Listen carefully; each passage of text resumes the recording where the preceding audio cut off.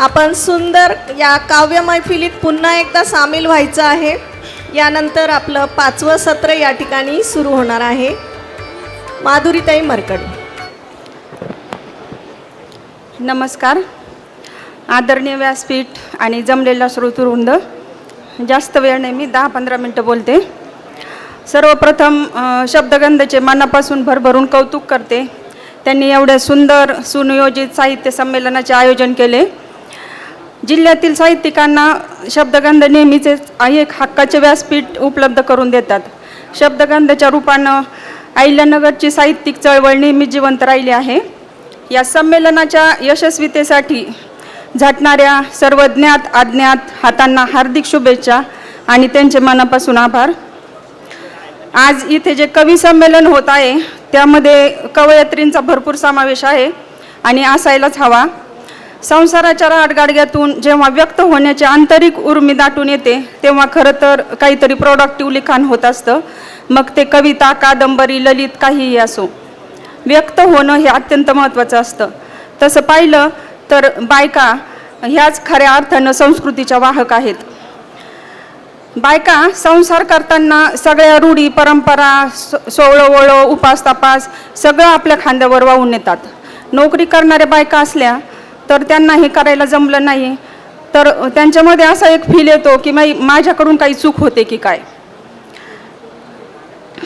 पण हे सगळं पाळत असताना आपण कधी बायकांनी असा विचार केलाय का की ज्या मागच्या रूढी परंपरा मी पुढे घेऊन जाते, मी फक्त वाहक आहे, मागच्या पिढीकडून घेते पुढे जाते, त्या परंपरा खरंच आजच्या काळात योग्य आहेत का किंवा त्या का पाळल्या जातात, याचा चिकित्सक शास्त्रीय दृष्टीतून बायकांनी विचार करायला हवा असं मला वाटतं। कारण फक्त मागून आल्या म्हणून पुढे ढकलून द्यायच्या हे जर करत असाल तर आपल्या सुशिक्षितपणाला, आपल्या शिक्षणाला काही एक महत्त्व नाही आहे। आपल्या हिंदू धर्मात अशा खूप परंपरा आहेत की ज्या परंपरा आजच्या काळाच्या वास्तवावर जर घासून पाहिल्या तर त्यातून जे निष्कर्ष निघतात ते पचवणे आपल्याला जड जातं। आता पुढच्या महिन्यात येणाऱ्या वटपौर्णिमेचं उदाहरण घेऊ। सत्यवान सावित्री नावाचं जोडपं वटपौर्णिमेला जंगलात लाकडं तोडायला गेलं आणि तिथे सत्यवानाला विषारी सर्प दंश झाला आणि तो मेला। अशी साधारण तो मेला आणि तो मेल्यानंतर सावित्रीने यमाच्या पाठीमागे जाऊन त्याला जिवंत करून आणलं, अशी साधारण वटपौर्णिमेची कथा आहे। आता प्रॅक्टिकल विचार केला तर आपल्याला पिक्चरमध्ये किंवा सिरियलमध्ये दाखवलं जातं की यम आपला चाललाय सावित्रीच्या पुढे, सावित्री त्याच्या मागे चालली, यमाच्या हातात ते दिव्याचा दिवा असतो, तो सत्यवानाचा प्राण असतो। मग सावित्री त्याला प्रार्थना करते, त्याच्या मागे मागे जाते, त्याची याचना करते आणि यम तो सावित्रीची दया येऊन तो प्राण मग तिथून सोडून देतो। तो दिवा तो येऊन सत्यवानाच्या शरीरात जातो, तो जिवंत होतो। आता खरं तर प्रॅक्टिकल विचार केला तर यम कोणी पाहिलाय का बरं? यम ज्यांनी पाहिला तर जर समोर यम आला तर यम ज्या कोणाचे प्राण घ्यायला चालला असेल त्याच्या अगोदर ज्यांनी त्याला पाहिलं त्याचा प्राण जाईल। दुसरी गोष्ट म्हणजे त्याच्या मागे जाणं खरंच शक्य आहे का? प्रॅक्टिकल लेवलला तिथं फील्डवर सावित्रीने नवऱ्याला जेव्हा सर्पदंश झाला तेव्हा त्याला वाचवण्यासाठी जे अथक प्रयत्न केले असतील ते आपल्याला कुठल्याही पिक्चरमध्ये, कुठल्याही सिरियलमध्ये किंवा कुठल्याही पुस्तकामध्ये वाचून दाखवले जात नाहीत किंवा व्हिज्युअलायझेशनने सांगितले जात नाहीत। त्या ठिकाणी जेव्हा सत्यवानाला सर्पदंश झाला तेव्हा त्या धाडसी सावित्रीने त्यासाठी त्याचे प्राण वाचवण्यासाठी विजेच्या चपळाईनं काही प्रयत्न केले असतील। उदाहरणार्थ तो जर सर्पदंश झाला तेव्हा उन्हात असेल तर त्याला सावलीत नेणं, ऊन आणि घाबरल्यानं बीपी वाढल्यानं विष वेगानं शरीरात पसरतं तर त्याला धीर देणं, मदतीसाठी आरडाओरडा करणं। सावित्री एक राजकन्या होती, तिला औषधी वनस्पतींची माहिती होती। मग त्या वनस्पती आजूबाजूच्या जंगलात शोधून त्याची योग्य मात्रा सत्यवानाला देणं, त्याला धीर देणं, त्याला बेशुद्ध पडू न देणं, ह्या अनेक गोष्टी तिने विजेच्या चपळाईनं केल्या असतील। कारण जेव्हा संकट येतो तेव्हा मानवी मेंदूची खरंच कसोटी लागते. काही काही जणांचे मेंदू संकटामध्ये हँग होतात, तर हुशार माणसांचे मेंदू चपळाईने निर्णय घेतात. तसेच त्या धाडसी स्त्रीने अत्यंत वेगाने निर्णय घेऊन सत्यवानाचे प्राण वाचवले. आता ही किती मोठी गोष्ट आहे. आता अशी कर्तृत्ववान पत्नी आपल्याला मिळावी म्हणून खरं तर प्रत्येक पुरुषाची इच्छा असते की अशी हुशार बायको आपल्याला मिळावी, तिने अडचणीतून मार्ग काढून आपलाही संसार व्यवस्थित करावा, संकट काळात योग्य निर्णय घेऊन तिने आपलं भलं करावं. त्यासाठी खरं तर सावित्री सारखी बायको मिळावी म्हणून खरं तर व्रत पुरुषांनी करायला हवं. आता इथं लगेच म्हणतील का आला स्त्री पुरुष समानतेचा मुद्दा. तसा तो मुद्दा नाही आहे. तुम्ही नका 7 फेरे मारू, पण निदान उपास तर कराल. बरं ते पण सोडा. एखादी बाई जर म्हटली की मी वट पौर्णिमेचं व्रत करत नाही, तर तिलाही समाज नावे ठेवतो. आणि सावित्री इतकी ग्रेट होती, तिने म्हणजे नवऱ्याचे प्राण वाचवले, तर तशी बायको मिळावी म्हणून पुरुषांनी व्रत करायचं, तर ते नाही. तर सावित्रीच्याच माई भगिनींनी परत व्रत करायचं. आणि का करायचं, तर याचंही समाजाकडे उत्तर आहे. समाज म्हणतो की सत्यवानासारखं संकट नवऱ्यावर येऊ नये म्हणून तिने व्रत करायचं. आता ही उलटी रीत झाली ना. रामकृष्णही आले गेले, पण त्यांना सांसारिक भोग चुकले नाहीत. कुणाचं असं आयुष्य आहे की त्याच्यामध्ये अडचणी नाहीत, संकट नाहीत. मानवी आयुष्यात अडचणी संकट येतच असतात आणि त्यातून मार्ग काढावाच लागतो. पण ह्या परंपरांची जी उलटी रीत समाजाने केलेली आहे ना, त्याला निदान बायकांनी तरी प्रत्येक रूढी परंपरेचा चिकित्सक अभ्यास करायला हवा.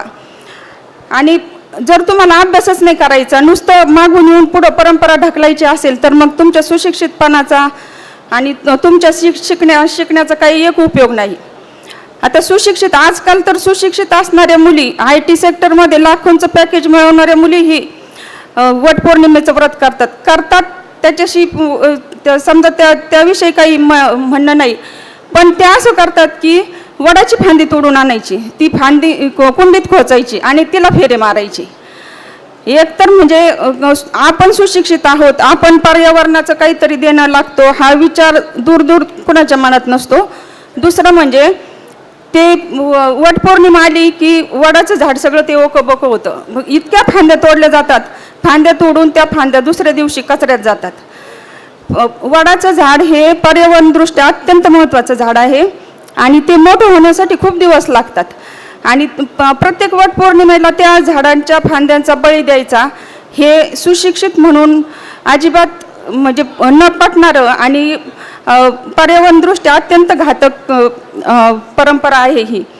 आता 3-4 वर्षापासून पुण्यात मोठे मोठे वडाची झाडं आहेत, त्याभोवती पर्यावरणप्रेमींनी असे पोस्टर लावले की जी बाई फांदी तोडेल तिचा नवरा मरेल. आणि मग त्यानंतर एकही फांदी तुटली नाही. अशा ह्या परंपरा असतात. आणि हे सगळं टाळायचं असेल आपल्याला, तर आपण सगळ्या म्हणजे परंपरा का पाळतो त्याचा सगळ्यांचा तुम्ही शास्त्रीय दृष्टीने शास्त्रीय दृष्टीने चिकित्सक अभ्यास करायला हवा की का बरं आपण पाळतोय, हे पाळणं जरुरी आहे का. सोडू नका, पण निदान त्याचा विचार तर करा. आणि हे सगळं टाळायचं असेल तर तुमच्या हातात पुस्तक असणं आवश्यक आहे. प्रत्येक कुटुंबामध्ये आईच्या, पत्नीच्या, बहिणीच्या हातात पुस्तक असणं, आणि नुसतं पुस्तक नाही म्हणजे तिने ते वाचणं आणि वाचलेलं रोजच्या आचरणात पेरणं, रोजच्या जीवनात ते पेरणं हे खूप महत्त्वाचं आहे.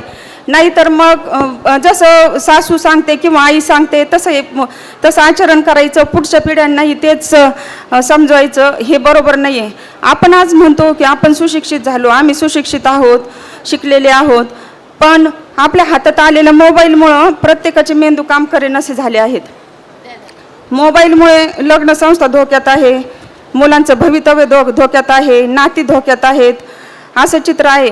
कारण मोबाईल हा मानवी मेंदूला शॉर्ट टर्म प्लेजर देतो. जेव्हा आपण 2-4 सेकंदात सतत स्क्रोल करत जातो ना, तेव्हा डोपामाइन नावाचं मेंदूला आनंद देणारं रसायन त्यातून मेंदूमध्ये स्रवतं आणि थोड्या वेळासाठी खूप छान वाटतं.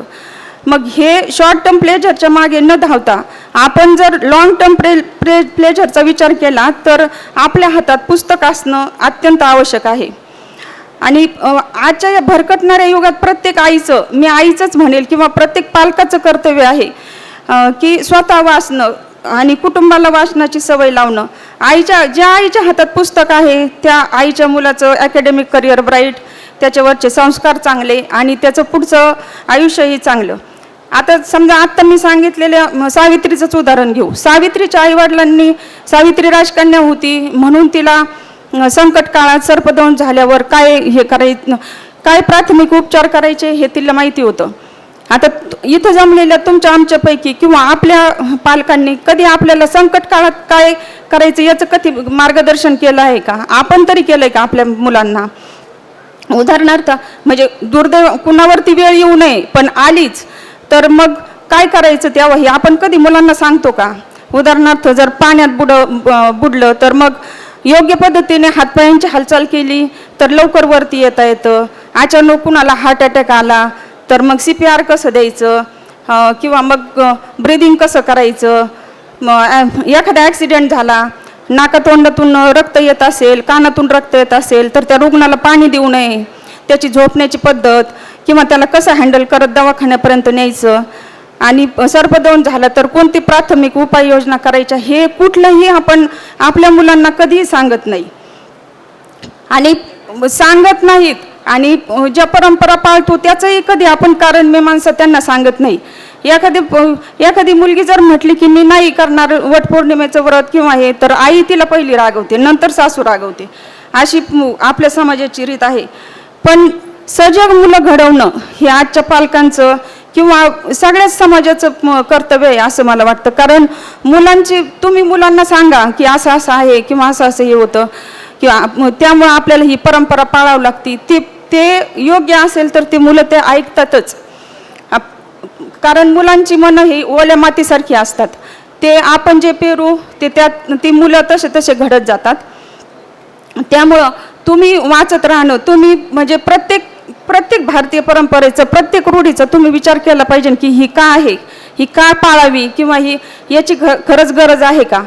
हे प्रत्येक आईनी किंवा प्रत्येक सासूनी सोन्याला सांगताना हे पाळलं पाहिजे. त्यासाठी वाचत असणं आणि वाचन पण म्हणजे असं एकदम सरळ धोपट नाही, आडवं तिडवं जेव्हा तुम्ही वाचाल तेव्हा तुम्हाला त्या 4 पुस्तकातून 4 वेगवेगळ्या गोष्टी कळून येतील. जास्त वेळ नाही घेत. आमच्या घरात घडलेला एक किस्सा सांगते आणि थांबते. आमचं लग्न जूनमध्ये झालं. त्यानंतर साधारण 10-15 दिवसात वटपौर्णिमा होती. आम्ही तेव्हा मुंबईला होतो. माझे मिस्टर सेल टॅक्स इन्स्पेक्टर होते. तेव्हा दक्षता पोलीस वसाहतीत आम्ही राहत होतो. माझी पहिलीच वटपौर्णिमा होती. मी हौसेनं तयार होऊन ताट वगैरे घेऊन पूजेला गेले आणि आपल्या जिल्ह्यातलेच तिथं 5-6 जण होते. आमचा ग्रुप होता सगळ्यांचा. तर त्यातली एक बाई ते शेवगावच्या आहेत, तर ती बाई पण होती, खालच्या मजल्यावर राहत होती ती. आणि आम्ही गेलो सगळ्या बायका, पूजा वगैरे केली. नंतर दोरा गुंडाळायला ती बाई माझ्या पुढे होती. आणि काय झालं, दोरा गुंडाळता 5.5 फेऱ्यातच त्या बाईचा दोरा संपला. आणि मग दोरा संपला, मग ती बाजूला गेली, एवढी घाबरली, लगेच रडायला लागली. मग आम्ही आपले 7 फेरे पूर्ण केले. तिच्याजवळ गेलो, समजावलं, म्हटलं काही होत नाही. म्हणे नाही असं काहीतरी होईल. एवढी रडत होती. मग घरी आणलं तिला बळच. उपवास होता, म्हटलं जेवण करून घ्या. नाही, बाईनी दिवसभर पाण्याचा थेंबही स्पर्श केला नाही. आणि संध्याकाळी जेव्हा नवरा आला तेव्हा रडण्याचा जोर अजूनच वाढला. आणि मग नवरा तिला म्हणे की चल परत पूजेला जाऊ. परत ताट केलं, मग परत पूजेला गेले. पण नवऱ्याने जाताना काय केलं की तो पांढरा गुंडा असतो ना छोटा दोऱ्याचा, तो न घेता कपाटातून लोकरीचा मोठा गुंडा काढला आणि तो घेऊन गेला बरोबर. तिथं गेल्यावर त्यांनी पूजा वगैरे केली. मग दोऱ्यानी ते फेरे घालायला लागली. तर नवरा म्हणे का त्यांनी नको, ह्या लोकरीच्या याने घाल म्हणे. मग लोकरीच्या याने फेरे घालायला लागले. 7 फेरे झाल्यावर बाईला एकदम असं भारी वाटलं आणि मग ती थांबायला लागली. तर नवरा म्हणे की नाही थांबू नको म्हणे, घाल म्हणे अजून फेरे. मग 8 फेरे झाले, 10 झाले, मग 14 फेरे घातल्यानंतर तो तिचा नवरा म्हणे आता थांब, आता बाद झालं म्हणे. 14 फेऱ्यानंतर त्या बाईचा असा चेहरा, असा विजयी, एकदम असं युद्ध जिंकल्यासारखा. आणि मग विजय चेहऱ्यानं ती बाई मग घरी आली, मग जेवण वगैरे केलं आणि मग निवांत झोपी गेली रात्री. आता एवढा प्रकार पाहिल्यावर मी म्हटलं आता पुढच्या वर्षीपासून नो वट पौर्णिमा आणि नो पूजा. तर आमचे नवराबा म्हटले की तुला नसलं जायचं तर मी जातो पुढच्या वर्षीपासून. म्हटलं ठीक आहे, जात जा म्हटलं. दुसऱ्या वर्षी मी आठवण करून दिली, म्हटलं अहो तुम्हाला पूजेला जायचं आहे ना. तर माझ्याकडे रागाने पाहून म्हटले नाही जायचं. आणि आता लग्नाला आमच्या 20-25 वर्ष झालेत. आत्ता जर म्हटलं ना तुम्हाला पूजेला जायचं असतं ना वटपौर्णिमेला, तर आता म्हणतात की हाच माझा शेवटचा 7वा जन्म आहे तुझ्याबरोबर. आणि म्हणजे जोक सपाट, बायकांनी ज्याच्यासाठी आपण व्रत करतोय निदान त्यांचं